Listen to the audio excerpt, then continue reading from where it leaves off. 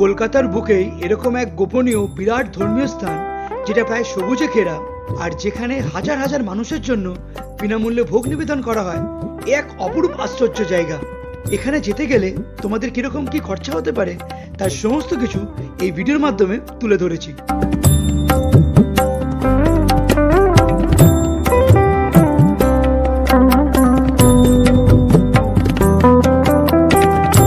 তো সুপ্রভাত বন্ধুরা, আজকে 27শে মার্চ 2025 আর সময় এখন সকাল ঠিক 8:30।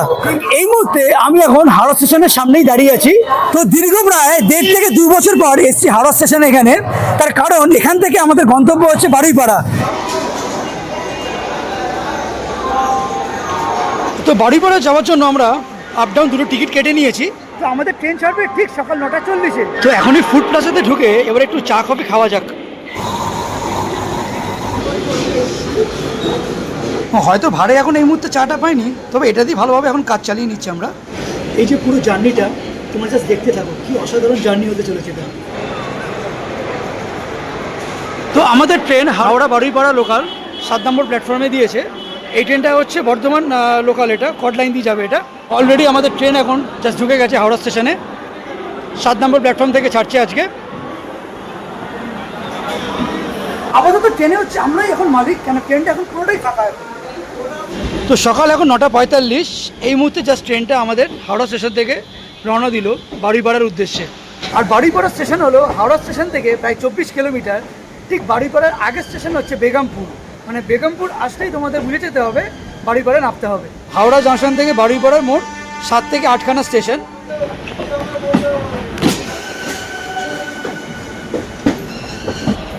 এখান থেকে প্রায় বলতে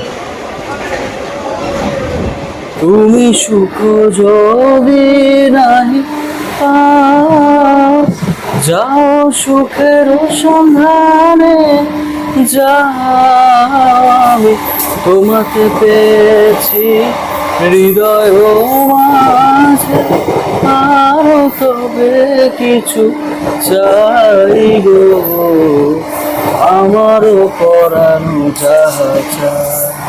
আজকের আমাদের মূল গন্তব্য হচ্ছে ব্রহ্মদত্ত ধাম। নতুন এক জায়গা, নতুন এক জার্নি। এই তো বারুইপাড়া আমরা ঢুকে গেলাম একদম ঠিক সকাল 10:30টার সময়। ফাইনালি আমরা বারুইপাড়া নামলাম। এখান থেকে আমাদের আবার টোটোর যাত্রা শুরু হবে। এই রুটটাতে যতগুলো স্টেশন আছে এত ফাঁকায় নির্জন না, মানে বেশ ভালো লাগছে। আচ্ছা, এই প্ল্যাটফর্ম থেকে নেমেই এখানে হচ্ছে মেনলি অটো স্ট্যান্ড আছে। এখান থেকে আমাদের যেতে হবে হচ্ছে বনমালীপুর। এইটা হচ্ছে বারুইপাড়ার টিকিট কাউন্টার, এর সামনেই হচ্ছে মেনলি হচ্ছে অটো স্ট্যান্ড। দারুণ জায়গা আছে, পিছনে উঠে পর। হ্যাঁ ঠিক আছে, ভাড়া কত? 20 টাকা করে। আরে দাঁড়াও দাঁড়াও, কোথায় যাচ্ছ? নতুন একটা প্রোডাক্ট কিনেছি যেটা প্রচন্ড ইউজফুল। সেটা হলো আগারোর হ্যান্ড ম্যাসাজার। ম্যানুয়াল কার্ড দিয়েছে, যেটা 1 বছরের ওয়ারেন্টি আছে। সঙ্গে এটা হচ্ছে ওয়ারেন্টি কার্ড, আর তার সাথে এখানে 4টে মাসাজ হেডস দিয়েছে। এই আগারো ম্যাসাজারটা কিন্তু বেশ একটু ওয়েটই আছে, কিন্তু এটা গ্রিপটা কিন্তু প্রচন্ড ভালো এটার। প্লাস সঙ্গে এখানে একটা লম্বা একটা কর্ডস দিয়েছে। সব থেকে বেস্ট জিনিস কি, এটা জাস্ট একটাই নব দিয়েছে, যেটা এখান থেকে অফ থেকে এই অন করলে তোমরা এই মাসাজের স্পিডটাও তোমরা বাড়াতে পারবে। একটাতেই সব রকম কাজ হয়ে যাচ্ছে। এটা হচ্ছে ফ্ল্যাট ম্যাসাজ হেড, যেটা তোমরা হোল বডিতে ইউজ করতে পারবে। এটা হচ্ছে ওয়েভি ম্যাসাজ হেড, আর যেটা তোমরা ডিপ টিস্যু ম্যাসাজ, যেটা শোল্ডারের উপর বা আর্মসের উপর বা নেকের উপর বা ব্যাকের উপর তোমরা ইউটিলাইজ করতে পারবে। আর এটা হচ্ছে বল ম্যাসাজ হেড, যেটা তোমরা এসেনশিয়াল অয়েল দিয়ে ব্যাকে ইউজ করতে পারবে, আর্মসে ইউজ করতে পারবে বা পায়ের পাতাতেও তোমরা ইউজ করতে পারবে। এটা হচ্ছে তাইচি ম্যাসাজ হেড। এবারে হোল বডি ম্যাসাজ হেডটা আমি জাস্ট লাগিয়ে নিয়েছি।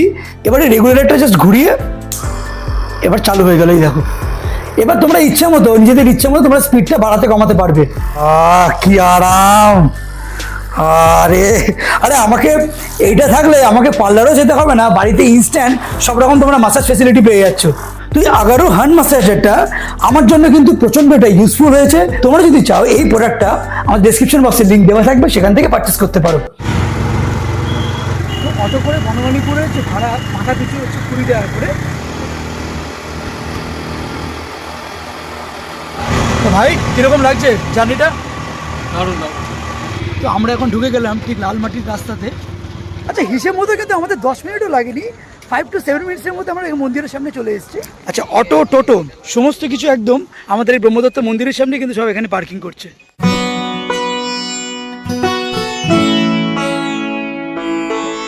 আর একটা জিনিস বলে দিই, মন্দিরের বাইরে এখানে কিন্তু সব ছোটো ছোটো সেখানে খাবারের দোকান আছে।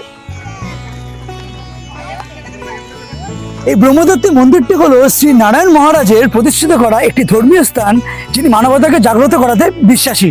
তো মন্দিরটি সুবিশাল জায়গা নিয়ে তৈরি করা। আজকে যেহেতু বৃহস্পতিবার, এই ব্রহ্মদত্ত ধাম চরম লেভেলের ভিড়। শুধু এখানে পরিষ্কার লিখে দিয়েছে সকাল 8টা থেকে রাত্রি 8টা পর্যন্ত এখানে মন্দির খোলা থাকে।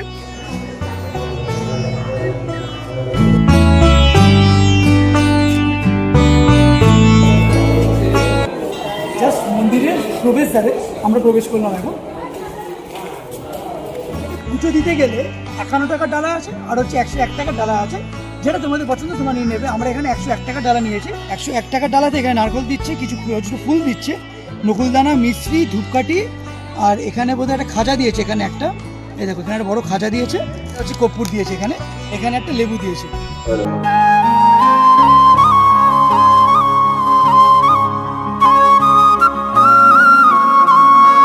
তো সকাল এখন ঠিক 11টা বাজে। জুতো খুলতে হবে। তো এখানে হচ্ছে আমাদের জুতো খোলার জায়গা।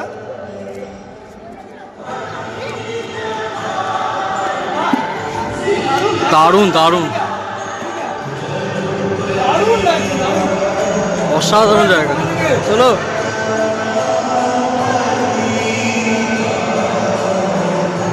ভিতরে ঢুকতেই মানে মাথা ঘুরে যাবে, এত পরিবেশে সুন্দর লাগছে।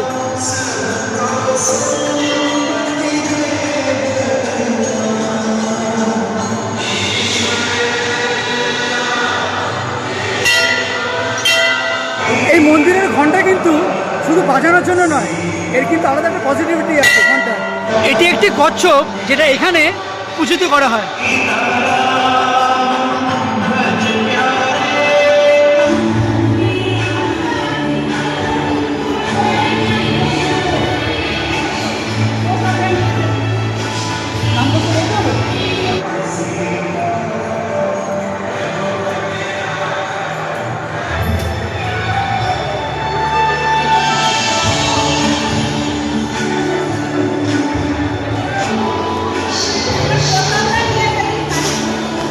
महेश्वर कौन सा है? আচ্ছা, মহেশ্বর। তো ব্রহ্মা, বিষ্ণু, মহেশ্বর মানে পরিষ্কার লিখে দিয়েছে সেলফি ছবি কিন্তু তোলা নিষেধ। মানে ঠাকুরের দিকে পিছন দিক করে কখনো ছবি তোলা এমনিও উচিত নয় কখনো। আজকে বৃহস্পতিবার বলে ভিড়টা একেবারে পুরো উপচে পড়েছে এখানে। এই দেখো এখানে পরিষ্কার লিখে দিয়েছে প্রথম ধাম হচ্ছে শিবদত্ত ধাম, যেটা মধ্যপ্রদেশে অবস্থিত। আর এখানে দ্বিতীয় ধাম হচ্ছে অনুসূয়া দত্ত ধাম, যেটা কন্যাকুমারীতে অবস্থিত। আর এই তৃতীয় ধাম ব্রহ্মদত্ত ধাম, যেটা আমাদের কলকাতায় অবস্থিত। আর এই চতুর্থ ধাম যেটা আত্রি দত্ত ধাম, উত্তরাখণ্ডে অবস্থিত।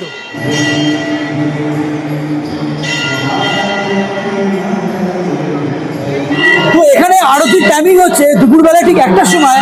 যেহেতু আজকে বৃহস্পতিবার, আজকের দিনেই মেনলি ভোগ খাওয়ানোর দিন, সে ভোগ খাওয়ানোর সময় হচ্ছে দুপুর 1:30। সুবিশাল যে জায়গাটা, একটা বিশাল দালান টাইপের, কি অদ্ভুত সুন্দর লাগছে ভিতরটা, এতটা বেশি পজিটিভিটি ভাইবস আছে না, দুর্দান্ত লাগছে একদম। এইখানে ভোগ খেতে গেলে তোমাদেরকে কোনো টাকা পয়সা দিতে হবে না, এখানে বিনামূল্যে তোমরা ভোগ খেতে পারবে।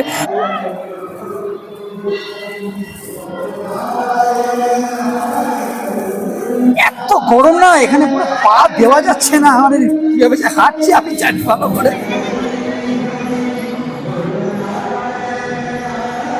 এত সুন্দর একটি জায়গাতে আশা করি তোমরা তোমাদের বাড়ির প্রিয়জন মানুষদের নিয়ে এখানে এসে একবার ঘুরে যাবে। আমাদের এই কলকাতার বুকে এত সুন্দর জায়গা আমি এক্সপেক্ট করিনি একদম। এটা হচ্ছে ধামটা ঠিক পিছন দিকটাতে। এখানে দেখো, এখানে শিব মন্দির আছে।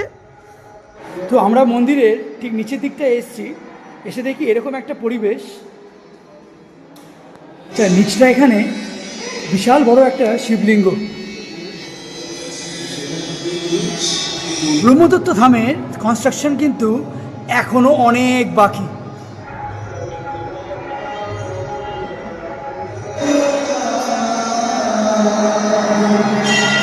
বাহ, এই এই জায়গাটা আসতেই ঠাকুরের ভোগ প্রসাদের যে গন্ধটা অদ্ভুত রকমের আসছে। ওরে বাবা কি বিশাল কড়াই রে!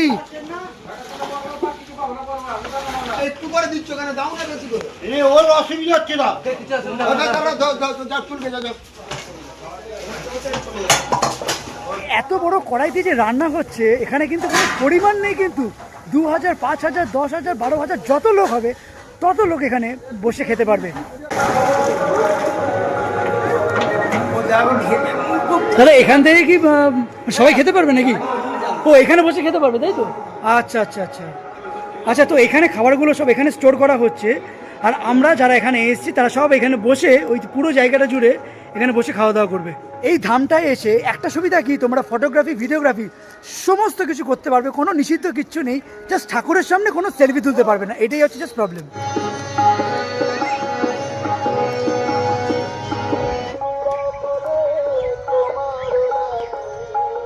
তো আমরা আপাতত মন্দির থেকে বেরিয়ে একটু জাস্ট দোকানের দিকে যাচ্ছি। আরে হাজার হাজার লোক ছাড়িয়ে গেছে আজকে, এত ভিড়। যত জায়গা দেখছি এখানে ধান ক্ষেতের যে জায়গাগুলো সমস্ত কিন্তু এটা ধামেরই প্রপার্টি। তো চলো চলো, অনেকগুলো দোকান আছে, কি খাবো না বুঝতে পারছি না অ্যাকচুয়ালি। এই সময় না চা আর খেতে ইচ্ছে করছে না একদম। দাদা এখানে এমনি আপনাদের ভিড় কেমন হয় প্রত্যেক দিনে? প্রত্যেক দিনে ভিড় ভালো হয় না? বৃহস্পতিবারটা একটু বেশি ভিড় আপনাদের? বৃহস্পতিবারটা ভোগটা খাওয়ায়, হ্যাঁ। এই কারণে বেশি ভিড় হয়। আচ্ছা আচ্ছা। এই যত জমি আছে এটা কিন্তু ব্রহ্মদত্ত ধামেরই, প্রায় 180 বিঘে জমি, কিন্তু এই মন্দিরটি হয়েছে জাস্ট 14 বিঘা জমির উপর। তো দুপুর এখন 12:30 বাজে, ভিড়টা জাস্ট একবার তোমরা দেখো। মন্দিরের বাইরেও প্রচুর লোকজন হয়ে গেছে। আচ্ছা, তো এখানে একটা খুব ভালো নিয়ম আছে যে এখানে যারা যারা যেসব ভক্তরা সব বসে আছেন, ছেলেদের আলাদা করে বসতে পারবে, মেয়েরা আলাদা করে বসতে পারবে। এই দিকটা হচ্ছে পুরো মেয়েদের বসার সেকশন, আর এই দিকটাতে হচ্ছে ঠিক আমাদের ছেলেদের বসার সেকশন।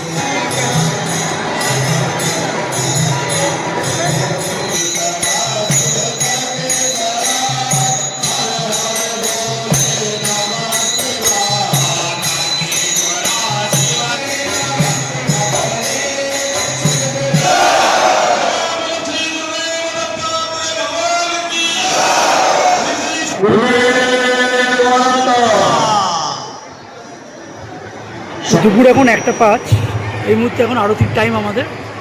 আর সিপি ইংরেজি মহাশয়কে সম্বর্ধনা জানাচ্ছে জানান শ্রীপাদ বল্লভ শ্রী গুরুদেব শ্রী গুরুদেব দত্ত।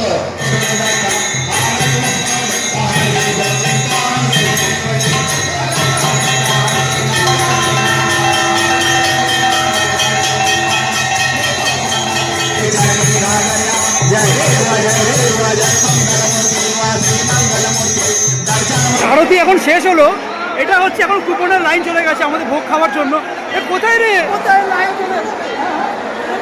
বিশাল লাইন চলে গেছে কোথায়? এবার এটা কুপনের লাইন ওখান থেকে শুরু, এই চলছে চলছে চলছে তো চলছে, সব দৌড়াচ্ছে দৌড়াচ্ছে।